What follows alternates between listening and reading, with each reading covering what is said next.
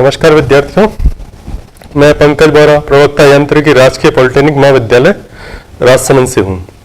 आज मैं आपको टीटीसी एलआरडीसी बीटी प्रावधिक शिक्षा निर्देशालय एवं प्रावधिक शिक्षा मंडल द्वारा की गई ई लेक्चर सीरीज के अंतर्गत मैं आज आपको पढ़ाऊंगा बेरिंग्स के बारे में पढ़ाऊंगा।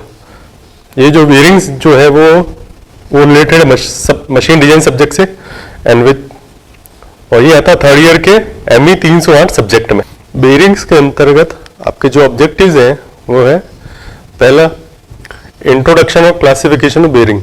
आपके जो सिलेबस में जो है बेरिंग का इंट्रोडक्शन और बेरिंग्स कितने प्रकार की होती है। दूसरा materials use for the bearing and their property.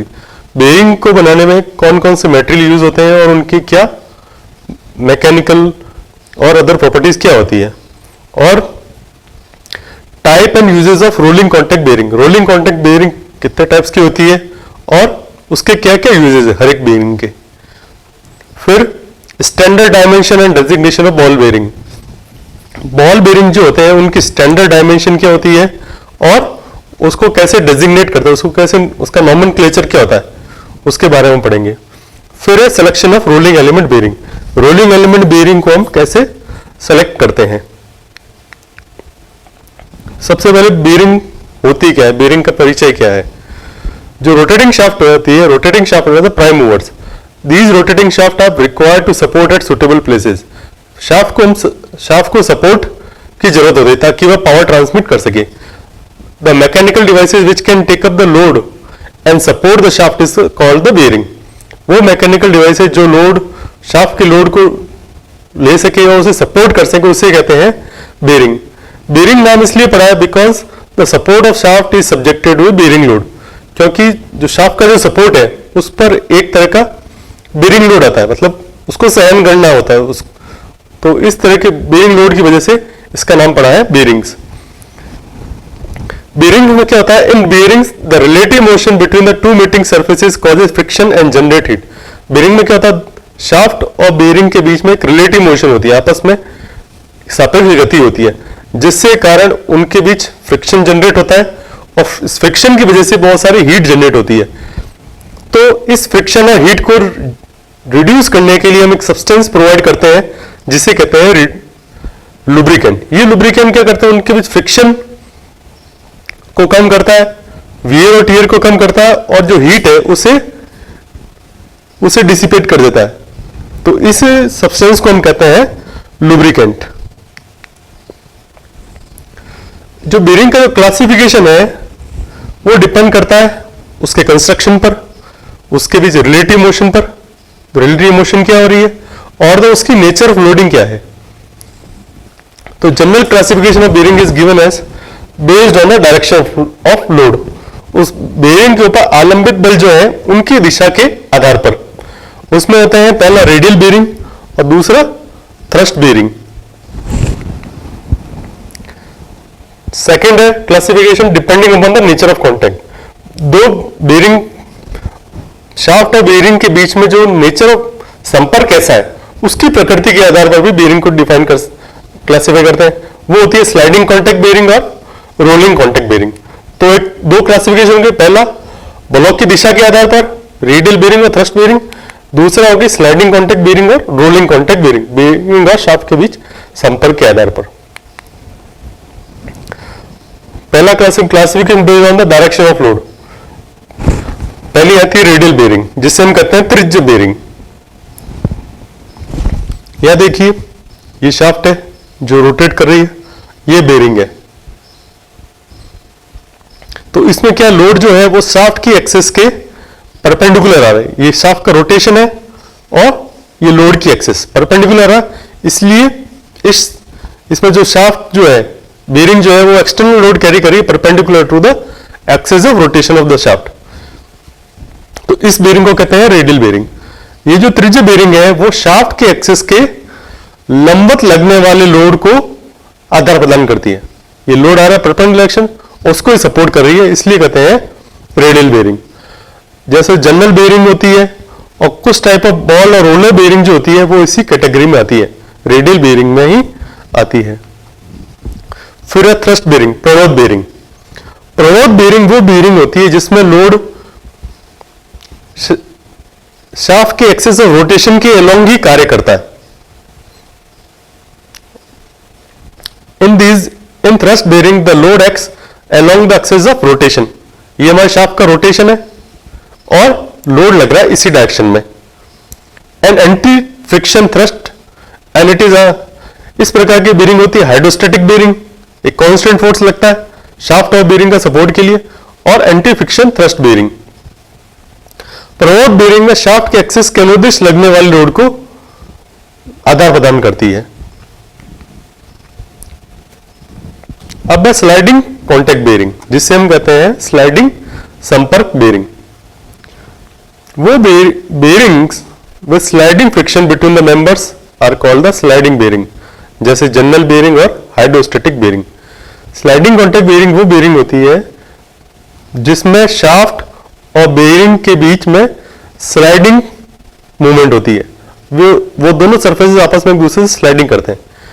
In sliding contact bearing the sliding takes place along the surface of contact between the moving element, this is the moving element, and the fixed element. The sliding contact bearings are also known as the plane bearing. Sliding contact bearing को हम एक तरीके से कह सकते हैं plane bearing. जैसे ये है, ये हमारी शाफ्ट है, ये हमारा बुश है और इसके बीच में लुब्रिकेंट बना हुआ। जैसे जैसे शाफ्ट रोटेट करेगी तो लुब्रिकेंट है वो शाफ्ट और बुश के बीच में एक्मोडेट होकर शाफ्ट और बुश के फ्रिक्शन को कम करेगा, उससे लुब्रिकेट करेगा और जो फ्रिक्शन की वजह से हीट जनरेट होगी उसे भी रिड्यूस करेगा। और लोड लग रहा है इसके एक्सिस ऑफ रोटेशन के perpendicular W। Sliding contact bearings are also called plain bearing. इसमें हम प्लेन बेरिंग्स भी कहते हैं, जनरल बेरिंग भी कहते हैं और स्लीव बेरिंग भी कहते हैं। इन दिस केस इस प्रकार की बेरिंग में the surface of shaft, this is the surface of the shaft, slides over the surface of the Bush, slides over the surface of Bush, Bush की surface के ऊपर स्लाइड करती है।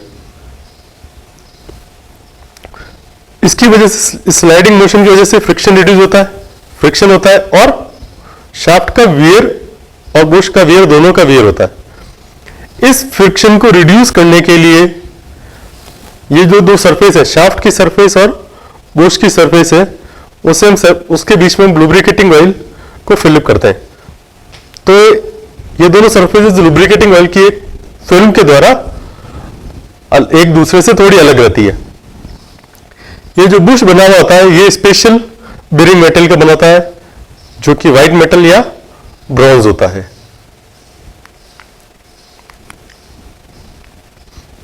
अब दूसरा है rolling contact bearing. Rolling contact bearing जैसा कि इस फिगर में दिखाया गया है, इसमें बॉल या रोल्स होते हैं, स्टील के बॉल या रोल्स होते हैं और वे इंटरपोज होते हैं between the moving and fixed element. ये आपका फिक्स्ड एलिमेंट है, ये आपका मूविंग एलिमेंट, ये शाफ्ट है और ये फिक्स्ड एलिमेंट, इसके बीच में सपोर्ट होते हैं। द बॉल्स, ये जो बॉल है ये रोलिंग फ्रिक्शन प्रोवाइड कराती है at 2 points for each ball and roller. ये रोलिंग फ्रिक्शन बनाते हैं एक इस पॉइंट पर, एक इस पॉइंट पर, हर एक बॉल पर, एक इस पॉइंट पर, एक इस पॉइंट पर। बेरिंग्स, वो बेरिंग्स जिसमें रोलिंग कॉन्टैक्ट ऑफ फ्रिक्शन होता है between the fixed member and the moving member. Shaft और बुश के बीच में जो रोलिंग कॉन्टैक्ट फ्रिक्शन होता है उसे कहते हैं रोलिंग कॉन्टैक्ट बेरिंग। इस प्रकार की बेरिंग होती है बॉल बेरिंग या roller bearing. Ball spherical shape की होती है जबकि रोलर जो होता है वो सिलेंड्रिकल शेप का होता है, या टैपर रोलर बेरिंग। इस प्रकार की बेरिंग में जो होता है वो पॉइंट कांटेक्ट होता है या लाइन कांटेक्ट होता है। अगर स्फेयर है तो पॉइंट कांटेक्ट होगा और अगर रोलर है तो लाइन कांटेक्ट होगा। यहाँ देखिए, ये शाफ्ट है, ये रोलिंग एलिमेंट है, और ये हमारा फिक्स्ड मेंबर है। जिस रोलिंग कॉन्टैक्ट बेरिंग्स को हम कहते हैं इंटरफिक्शन बेरिंग, या सिंपल वे में कह सकते हैं बॉल बेरिंग। ये रोलिंग कॉन्टैक्ट बेरिंग में रोलिंग एलिमेंट जो होते हैं, बॉल या रोलर होते हैं, वो इंट्रोड्यूस किए जाते हैं between the surfaces which are in relative motion. ये दो सर्फेसेस, शाफ्ट और ये बुश, ये इन दोनों के रिलेटिव मोशन, इसके बीच में ये इंटरपोज किए जाते हैं, इसके बीच में फिक्स किए जाते हैं। इसमें जो फ्रिक्शन होता है वो रोलिंग फ्रिक्शन होता है।